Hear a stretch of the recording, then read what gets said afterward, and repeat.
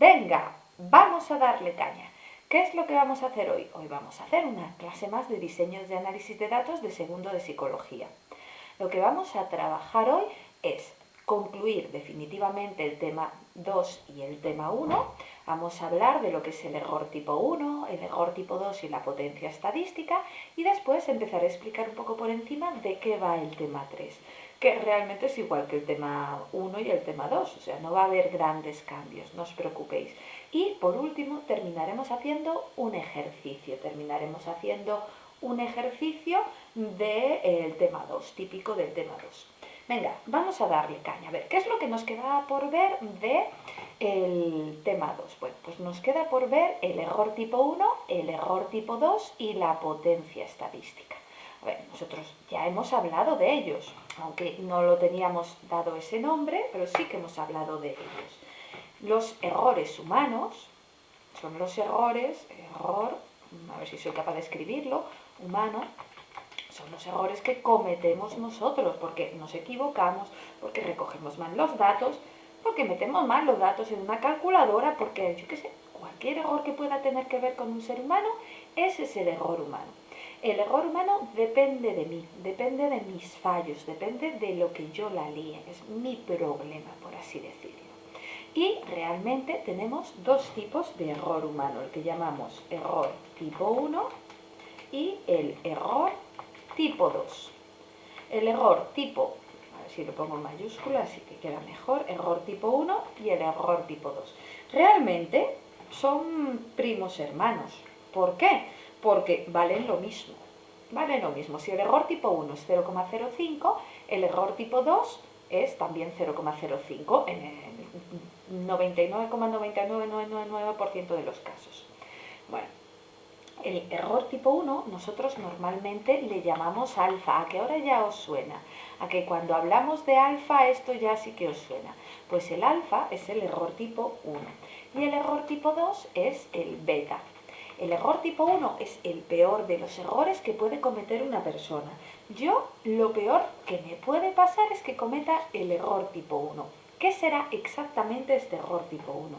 El error tipo 1 es rechazar la hipótesis nula cuando es cierta. Y el error tipo 2 es gordo, es un error, pero es menos grave que el error tipo 1. El error tipo 2 es aceptar la hipótesis nula cuando en el fondo era falsa. Para que lo entendamos bien la gravedad de estos errores y por qué el error tipo 1 es más gordo que el error tipo 2, os voy a explicar un ejemplo que no es mío, un ejemplo que es de un profesor de la UNED que se llama Arturo Galán y que me parece un ejemplo cojonudo. En el fondo, cuando hacemos un contraste, lo que estamos haciendo es un juicio. Estamos sometiendo a juicio una hipótesis, estamos llevando a cabo un juicio como cualquier juicio. En un juicio, ¿cuál es el peor error que puede cometer un juez? ¿Qué es lo peor de lo peor de lo peor que puede cometer un juez? Pues el peor error que puede cometer un juez, el error tipo 1 que puede cometer un juez, es meter en la cárcel a un inocente. Eso es lo peor de lo peor. Es un tema polémico, aunque a mí me parece obvio, es un tema polémico. Yo he tenido hace unos años, 3 o 4 años, un alumno que era militar y que cuando le expliqué este ejemplo estaba diametralmente en contra, que lo peor no es el error tipo 1 sino el error tipo 2, pero no. El error tipo 1, el meter en la cárcel a un inocente es lo peor de lo peor, porque jodes la vida de esa persona que es inocente. Y además de eso, no solo jodes la vida a esa persona, sino que un culpable está por la calle libre. O sea que es lo peor de lo peor de lo peor que puede cometer un juez. Y supongo que es lo que más les preocupa. En el fondo, eso es el error tipo 1, porque es rechazar la inocencia de alguien, rechazar la hipótesis nula de que no ha cometido ningún delito, hipótesis nula no cometió. ¿Vale? Rechazar la hipótesis nula cuando en el fondo es cierto, o sea, que estás metiendo en la cárcel, rechazando la hipótesis nula, cuando es cierta, cuando realmente era inocente esa persona. Eso es lo peor de lo peor. Yo os aconsejo ver una película, si no la habéis visto ya, que es En el nombre del Padre, que trata este tema. Es una película basada en hechos reales que yo me acuerdo, era muy pequeñita cuando pasó, pero me conmocionó, me dejó traumatizada. Debía tener 7 8 años, no debía tener más, cuando salieron una familia entera y amigos de una familia de la cárcel en el Reino Unido, porque eran irlandeses y les habían acusado de ser terroristas del IRA. Se demostró 20 años después que ellos no habían sido, y de hecho que no tenían nada que ver con el IRA, ni con la ideología, ni con nada, de nada, de nada, que todo eran pruebas falsas, todo eran indicios sin base, y que les habían metido en la cárcel para meter a un culpable. Bueno, eso es lo peor de lo peor de lo peor que puede pasar. A esa familia la destrozaron. De hecho, el padre murió en la cárcel. Murió en la cárcel y metieron en la cárcel a niños, realmente niños, adolescentes, y bueno, destrozaron toda una familia. Yo me acuerdo ver salir a esa gente del tribunal en libertad, y se me cayeron las lágrimas en esa época y se me cayó en la película. Pues mirad esa película y acordaros, el error tipo 1 es ese, es meter en la cárcel a un inocente. El error tipo 2 es chungo, claro que es chungo, no hay que cometer el error tipo 2, pero es menos grave que el error tipo 1. El error tipo 2 es dejar en libertad a un culpable, dejar en libertad a un culpable. Eso es el error tipo 2, el error beta, que significa que aceptamos la inocencia de alguien, aceptamos la hipótesis nula, cuando en el fondo no lo era, cuando en el fondo era falsa. ¿Vale? Esto también puede pasar, pero es menos gordo que lo anterior. Bueno, pues estos son los errores que se pueden cometer en un estudio estadístico. Se puede rechazar la hipótesis nula cuando es cierta, y se puede aceptar la hipótesis nula cuando es falsa. Que lo peor de lo peor es el error tipo 1, pero tampoco podemos cometer el error tipo 2. Claramente yo no siempre voy a liar la parda, esto solo lo pueden preguntar en teoría. ¿Vale? El error humano te lo dan, el error tipo 1, el alfa, y el error tipo 2, el beta, te lo tienen que dar. Y siempre va a ser el mismo, 0,05, 0,01, o si se ponen muy originales. Pero bueno, esto es lo peor de lo peor. Pero siempre, hombre, siempre la vamos a liar parda. Alguna vez vamos a acertar, ¿no? Alguna vez vamos a acertar. Y eso es lo que nosotros llamamos la potencia estadística. La potencia estadística, en el fondo, es lo mismo que el nivel de confianza. El nivel de confianza es la confianza que nosotros tenemos que vamos a acertar. Por la potencia estadística lo mismo, es aceptar la hipótesis nula cuando es cierta. Vamos, no liar la parda. Eso es hace la potencia estadística. Y la diferencia que hay entre el nivel de confianza y la potencia estadística es que la potencia estadística está en valor en proporción, en valor de 0 a 1.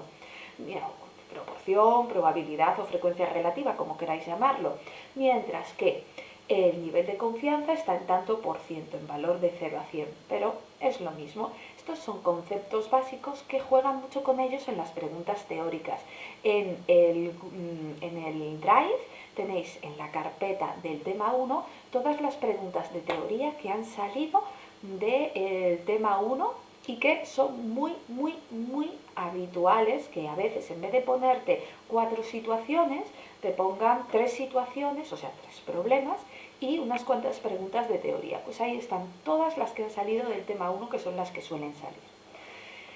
Bueno, pues para que tengamos una idea, con esto hemos terminado, finiquitado, se acabó el tema 1 y el tema 2. ¿De qué va el tema 3? Bueno, el tema 3 y el tema 4 realmente tratan de lo mismo que el tema 1 y el tema 2. El tema 3 y el tema 4 de lo que tratan es del contraste de hipótesis. Tratan del contraste de hipótesis. Contraste. Intentan demostrar que nuestras teorías son ciertas, o si nos equivocamos, que son falsas. El contraste de hipótesis. Lo que pasa que desde un punto de vista más tradicional. Es un experimento puro tradicional. ¿Por qué digo que es un poco más tradicional? Porque aquí ya entramos en juego el control. Controlamos más el experimento. Hay mayor control del experimento en tipos de contraste del tema 3 y del tema 4, porque en estos estudios trabajamos con dos grupos. Cuando tenemos un grupo llamado grupo de control, pues aumentamos el control, porque es un grupo para comparar. Así que el tema 3 de lo que trata es de trabajar un grupo de control y un grupo experimental para poder comparar mis resultados. Ya no comparamos los resultados con una población o con un ideal que tenemos, sino con unos datos reales que observamos de un grupo real. Esa es la diferencia entre el tema 1 y el tema 3. El tema 1 y tema 2 trabajamos el contraste para un solo grupo. El tema 2 trabajamos ya para dos grupos, donde uno será el grupo de control. Así estamos trabajando con un grupo de base que nos servirá para comparar nuestros resultados. Os pongo un ejemplo. Un medicamento. Tenemos un medicamento contra el cáncer. Yo quiero saber y quiero demostrar que mi medicamento contra el cáncer es el mejor del mejor del mejor del mejor. Para ello, ¿qué hacemos? Bueno, pues lo primero que tengo que tener son dos grupos, uno de control y otro experimental. ¿Por qué? Porque si yo quiero saber que mi tratamiento contra el cáncer es mejor, pues tendré que compararlo con los tratamientos tradicionales, que será el grupo de control. Para poder demostrar que mi medicamento da mejores resultados, tendré que tener un grupo de control, ¿no? Porque yo no quiero saber cuánto funciona, yo quiero saber si funciona mejor para cambiar el método de quimioterapia y radioterapia que por cierto, que se hace poquitito, fue el aniversario del nacimiento de Madame Curie, que fue la química que inventó la quimioterapia. Pues bueno, no viene al caso, pero siempre es bueno saberlo. En este caso, yo quiero comparar y ver si este método nuevo es mejor que el que inventó Madame Curie, bueno, una versión del de Madame Curie, para que nos entendamos. Y eso es lo que tenemos que hacer, compararlo, porque si solo tuviese el grupo experimental, solo podría decir si funciona o no funciona, pero no si funciona más y con menos efectos secundarios. Para poder decir que funciona mejor y con menos efectos secundarios, necesito compararlo con los métodos tradicionales, con un grupo de control. Otro ejemplo, yo tengo una técnica motivadora para los alumnos con necesidades educativas especiales, ¿vale? Y quiero ver si esta técnica es mejor, es buena. Para ello lo que hago es tener un grupo de control al que no le doy mi técnica, que dan clases normales, que trabajan normalmente, y un grupo experimental al que sí les doy mis métodos innovadores, mi metodología para mejorar la motivación. Y quiero mirar después de un tiempo el rendimiento escolar para ver si hay diferencias significativas entre no usar mi metodología, que sería el grupo de control, y si usar mi metodología, que sería el grupo experimental, si hay diferencias entre el grupo 1 y el grupo 2. Normalmente se pone así, grupo experimental a la izquierda, grupo de control a la derecha. Claro, cuando pasa esto, nosotros cambiamos nuestra hipótesis nula, que dice que no existen diferencias estadísticamente significativas entre las variables. Si encontramos alguna diferencia, es fruto del azar. En este caso dirá que no existen diferencias estadísticamente significativas entre el grupo de control y el grupo experimental. Y si encontramos alguna diferencia, es fruto del azar. Vamos, si lo pongo en fórmula, sería hipótesis nula, la primera, le resto... es que estaba poniendo otra versión. Esta versión no la tenéis vosotros, que es lo mismo, pero aquí es igual a 0. Esta sería la hipótesis nula. Y la hipótesis alternativa bilateral, recordad, cuando es unilateral es porque, recordemos, la hipótesis, esto es bilateral, porque la hipótesis nula es un poco tocanarices, siempre nos lleva a la contraria, recordad, siempre lleva a la contraria. Si en el estudio es unilateral y yo creo que mi técnica va a ser mejor, ¿vale?, sabiendo que el grupo experimental, el grupo 1, la media 1 es la del grupo experimental, ¿vale?, y en el enunciado del examen me pone que va a ser superior el grupo 1, el resultado del grupo 1, pues aquí en el contraste me dirá, en la hipótesis nula me dice lo contrario, ¿vale? Me dice que es igual o inferior, siempre me lleva a la contraria, eso pasa si es unilateral, se me estaba olvidando decirlo. Recordemos que es súper importante que si nos lleva a la contraria siempre es la cabronceta de la hipótesis nula. Ahora, la hipótesis alternativa, pensemos bilateral, a la media del grupo experimental le resto la media del grupo de control y va a pasar lo que yo creía, que el grupo experimental gana al grupo de control, el resultado va a ser mayor que 0. Como nos pasaba en el tema 1, vamos a tener diferentes contrastes. Los más fáciles, los que se ven mejor, comparación de medias, ¿vale? Por además nos lo deja muy claro. Otro que también se ve muy claro cuando nos hablan de comparar varianzas, ¿vale? Y el que cuesta más de ver, ¿vale?, es el que nos hablan de proporciones. Pensar que si no nos dejan claro que son medias, son varianzas, seguramente echarle un tiento porque seguramente sea de proporciones. Y muchas veces nos hablan de tantos por ciento, cuando trabajamos con proporciones o no nos dicen nada, están un poco difíciles de identificar. Aparte de esto, por supuesto tendremos las mismas diferencias que teníamos cuando trabajábamos con una sola muestra. Tendremos comparativa de medias, en este caso de medias, no de una media, comparativa de medias con varianzas poblacionales conocidas y con varianzas poblacionales desconocidas.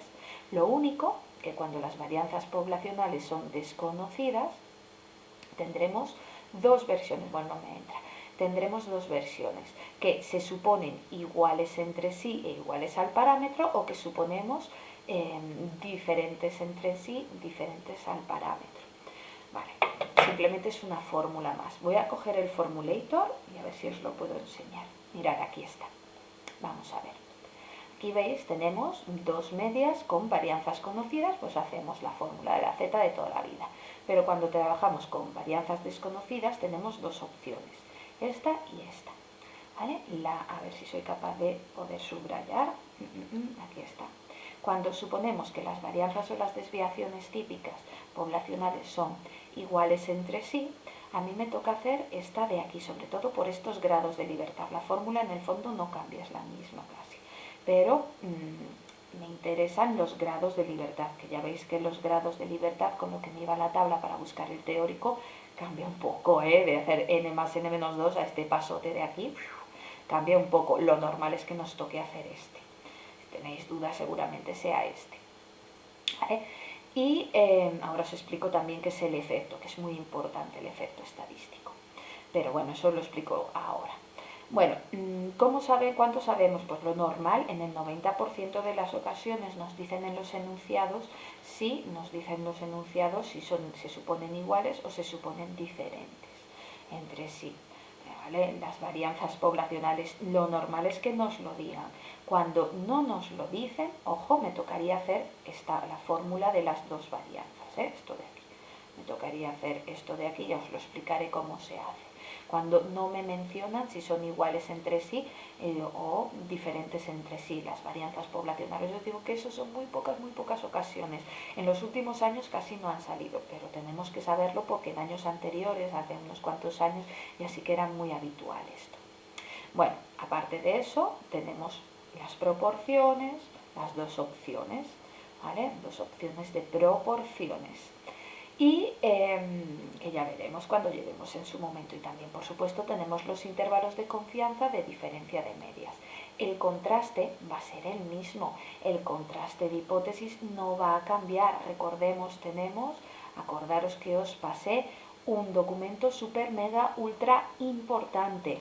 Este es el documento más importante de todos los que os he podido pasar y de los que os tenéis que aprender, porque si esto no os lo entendéis bien, no os sale bien, todo lo demás al carajo, hablando en plata. Aquí están los diferentes métodos para aceptar la hipótesis nula, ¿vale? Hay diferentes métodos, está el intervalo de confianza, está el empírico de contraste y está la probabilidad asociada o valor crítico. Y después un truco del almendruco que me inventé yo, que no, este ya lo veremos. Primero hay que saber estos bien y después ya podemos trabajar con trampas para que nos salga bien.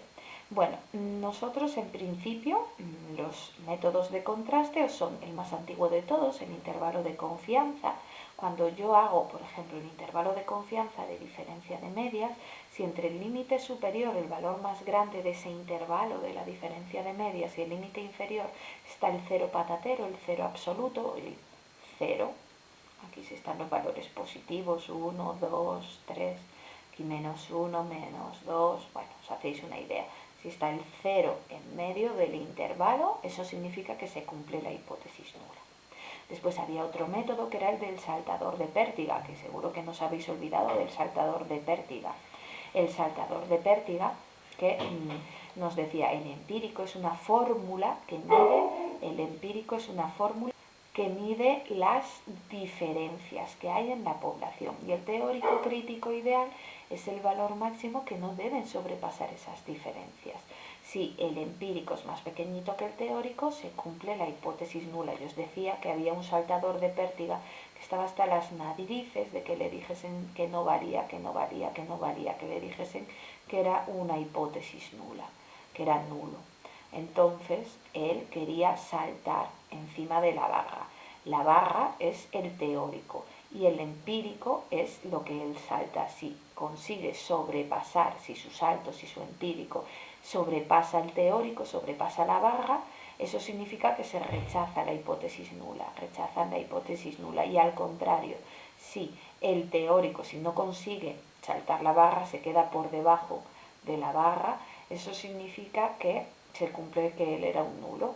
Bueno, pues ahí lo teníamos, ese método de contraste. El otro era la probabilidad asociada o valor crítico P, que es la probabilidad de aceptar la hipótesis nula y no equivocarse.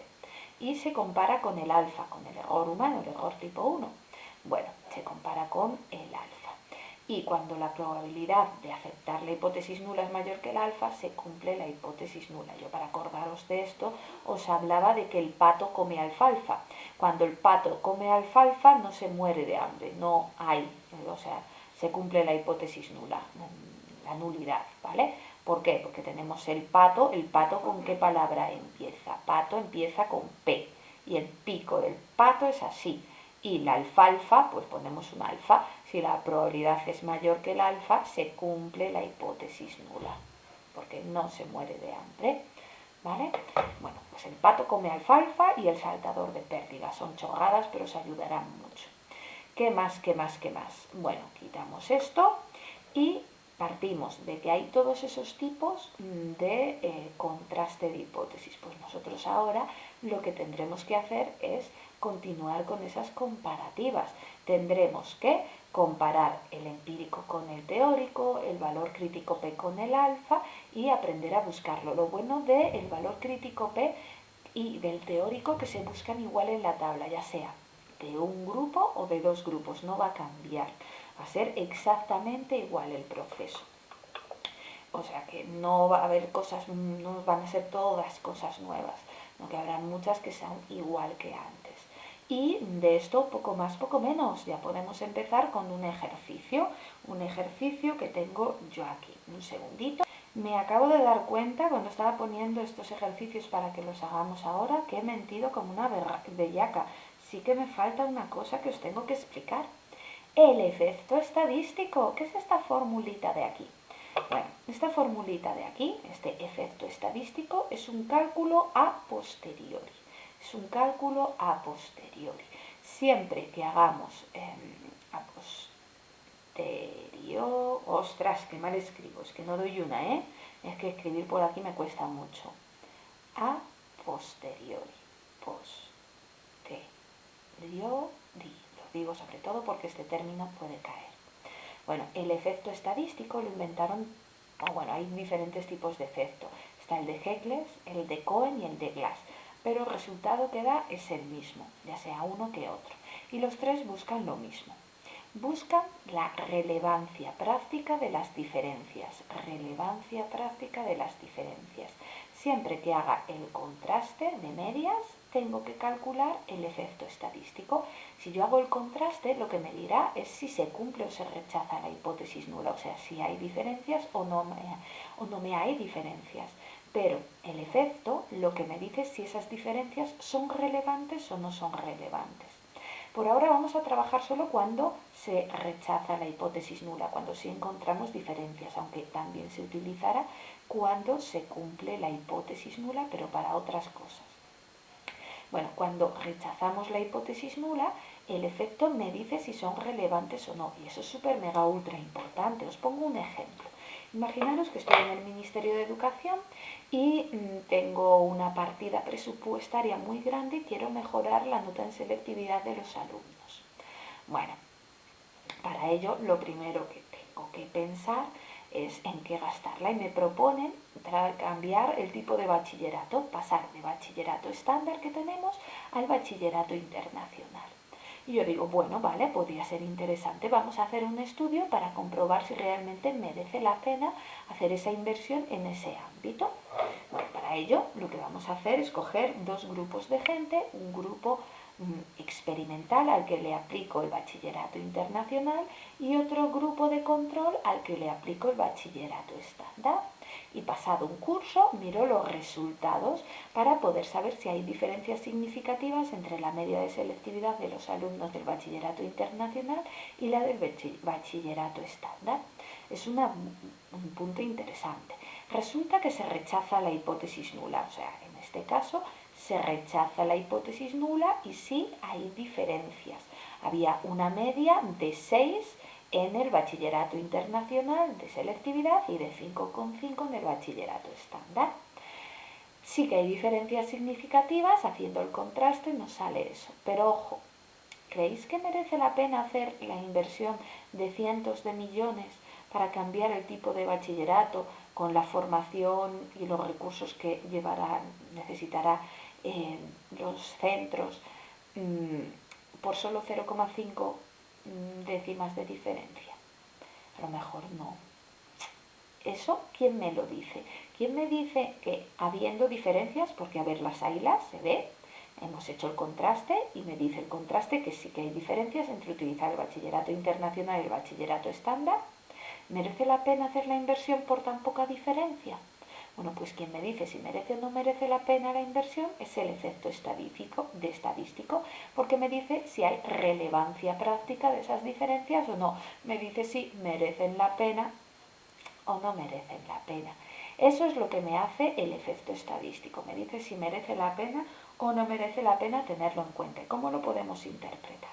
Bueno, realmente el efecto estadístico puede darte cualquier resultado por encima de 0. Puede ir de 0 a cualquier número. Normalmente no suelen ser más 20, 30, una cosa así, pero bueno, puede ser cualquier número. Si el resultado que te da la fórmula de esta fórmulica de aquí del efecto es de 0,8 o más, eso significa que hay gran relevancia práctica de las diferencias, que sí que es interesante esa relevancia. Si el resultado que me da está en torno a 0,5, es que es moderada de relevancia práctica.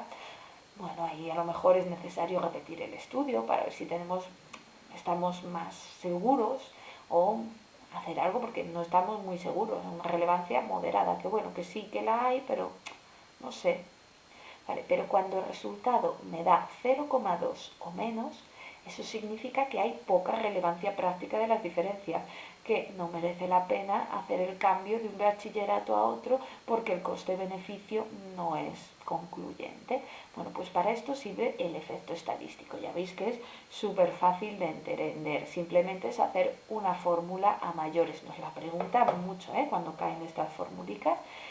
Es muy habitual que nos toque hacer el efecto. Pues ahora sí que ya podemos hacer el ejercicio que os estaba prometiendo que íbamos a hacer. A ver, si soy capaz de ponerle un pelín más grande para que las cegaratas como yo lo veamos. Ostras, a lo mejor tanto no. Vamos a dejarlo aquí, no vaya a ser. Leo. En un estudio cuyo objeto es evaluar el efecto de la música clásica sobre la capacidad de concentración, disponemos de 62 sujetos, con los que formamos de manera aleatoria dos grupos de 31 sujetos cada uno, grupos grandes. El primero de ellos, el grupo 1, se le sometió a una prueba de concentración escuchando música clásica Y al segundo grupo 2 se le sometió a la misma prueba en condiciones normales de silencio. Tenemos un grupo experimental y un grupo de control. Ya sabemos que nos vamos a tener que ir a la hoja de los grupos del formulario. Las puntuaciones de media, me hablan de media, ya puedo oler yo de qué va el asunto. Las puntuaciones de media del grupo 1 es de 86. O sea que tenemos la media, bueno, no sería este símbolo, un segundo, que lo estaba poniendo mal. La media del grupo 1 es de 86 puntos con una cuasi desviación típica, o sea, en el menos 1, cuasi varianza, perdón, que estoy más ciega que un patato, de 150. Vale, pues ponemos 150. El grupo 2, este es el grupo 1, ¿vale? Grupo 1, para que quede claro. El grupo 2 obtuvo una media aritmética de 80. La media del grupo 2 es de 80 y una cuasi varianza de 129, pues la varianza cuasi del grupo 2 es de 129. Sabiendo que la variable dependiente está medida en una escala de intervalo. O sea, trabajamos con una prueba estandarizada, con un examen, un test, asumiendo varianzas poblacionales iguales. O sea, aquí veis que me están diciendo que, ojo, yo no conozco las varianzas poblacionales, aquí no me dan por ningún lado cuál es la varianza de la población del grupo experimental ni del grupo de control, no me la dan, son desconocidas, pero veis que nos dice, oye, suponemos iguales, y con un nivel de confianza del 95%, o sea, un alfa de 0,05, podemos afirmar que la media de concentración es superior al grupo que escuchó música clásica. Bueno, aquí estamos trabajando con un estudio de contraste de medias de dos grupos, queda claro. Además es un estudio unilateral porque estamos buscando si uno es superior a otro, no solamente si hay diferencias. Como el estudio es unilateral, la hipótesis nula recuerda que nos lleva a la contraria, por eso es esta que está subrayada. Hipótesis nula, una media le resto la otra y me dice lo contrario, que es o más pequeña o igual. Vale, aquí la tendríamos. Y ahora me dice el valor del estadístico de contraste que tenemos que hacer. Bueno, lo primero tenemos que coger la fórmula, que va a ser muy fácil de encontrar.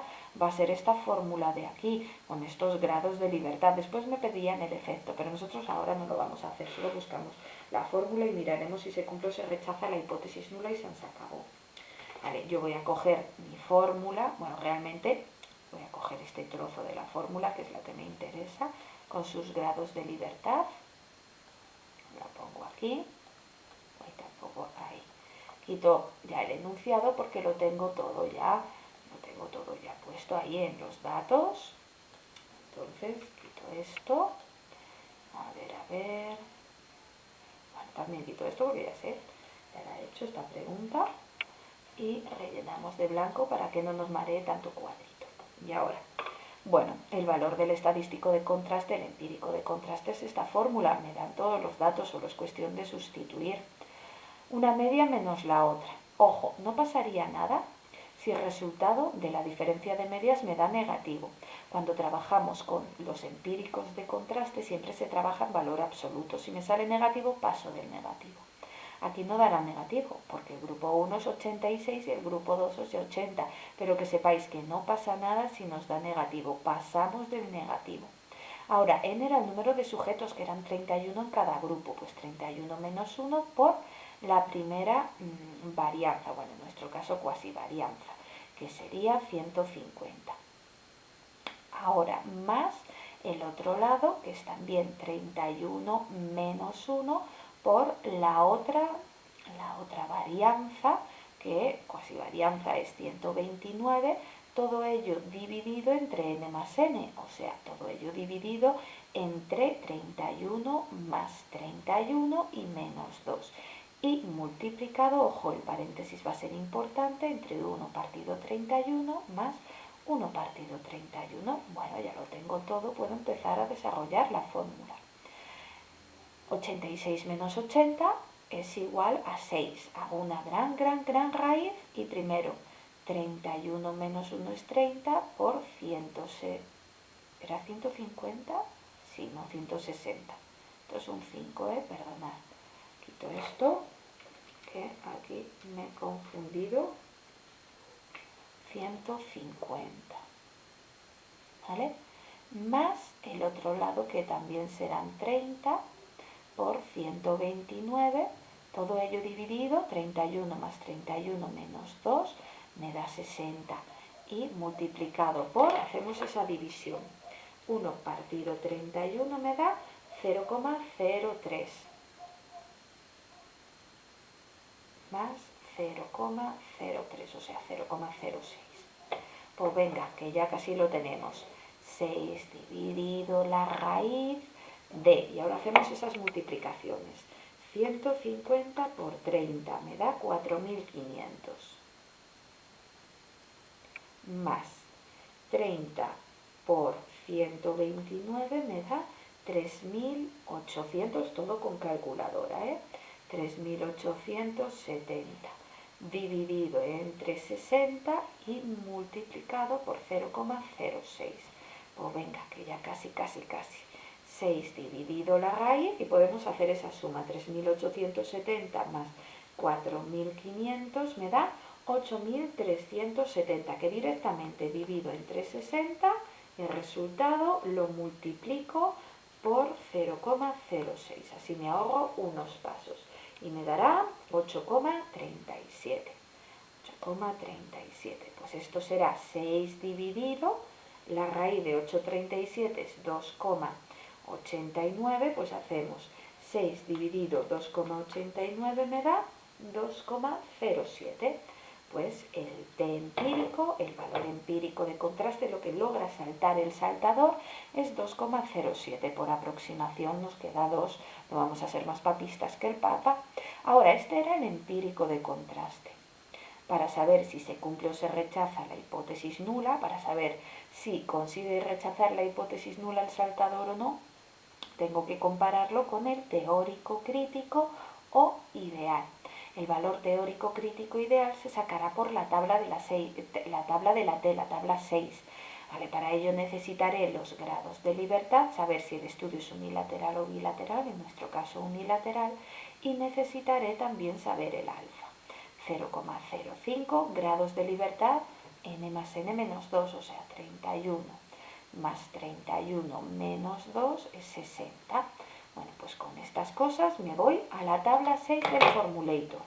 A ver si viene el formulario y bajamos a lo loco, hasta la tabla 6.